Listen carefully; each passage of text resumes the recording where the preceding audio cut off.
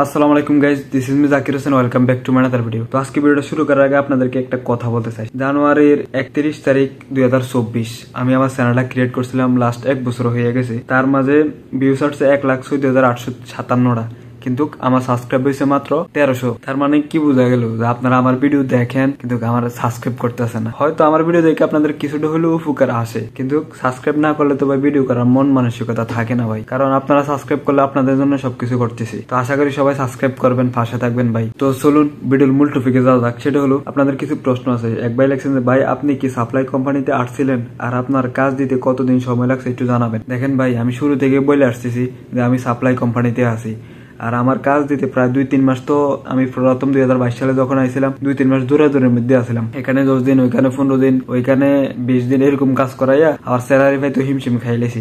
তো আমার একটাই কথা, যারা সাপ্লাই কোম্পানিতে আসবেন ধৈর্য ধরে আসতে হইব ভাই। যে ধৈর্য ধৈরাম এই চিন্তাধারা নিয়ে আসতে হইব। আমার এটা শুরু থেকে কথা, সাপ্লাইতে আসলে ধৈর্য ধরতে হইব।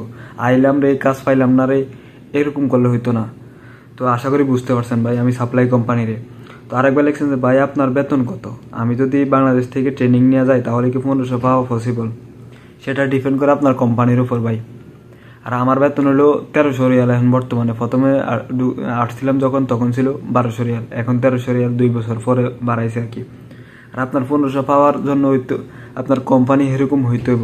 আবার সাপ্লাই কোম্পানি 1000 রিয়ালও স্যালারি দেয়, ঠিক আছে, কোম্পানির উপর ডিপেন্ড করে। তো আশা করি বুঝতে পারছেন।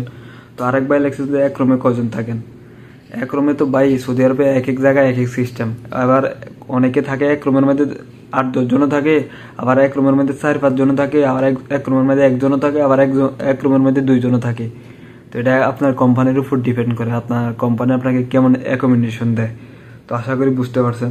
তো আরেকবার লেখছেন যে ভাই আপনি কতদিন আসছেন সৌদিতে আর আপনার ইকামার আসা যাওয়ার খরচ কে দিবি? ভাই আমি সৌদি আরবে আছি এখন বর্তমানে 3 বছর উপর হয়ে গেছে, 3 বছর 3-4 মাস চলতেছে। আর আমার ইকামা আসা যাওয়ার খরচ সব কোম্পানির, সাপ্লাই কোম্পানি। তবে আমার সব সাপ্লাই কিন্তু আবার টিকিট দেয় না। অনেক সাপ্লাই দেশে যাইয়া আসার পরে টিকিটের টাকা দেয় আর কি।